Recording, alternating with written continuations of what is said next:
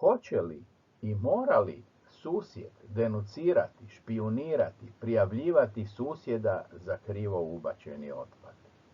Što ako susjed koji ubaci otpad u tuđi spremnik ne želi dati osobnu iskaznicu drugom susjedu da ga ovaj može prijaviti? Što ako ga susjed fizički napadne?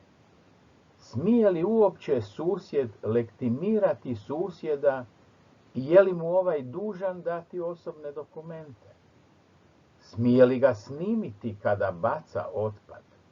Na susjede se prebacuje nešto što po zakonu nemaju pravo raditi, a lokalna zajednica sa svim svojim zaposlenicima, komunalnim redarima i videokamerama nije u mogućnosti spriječiti ilegalno odlaganje otpada na javnim površinama.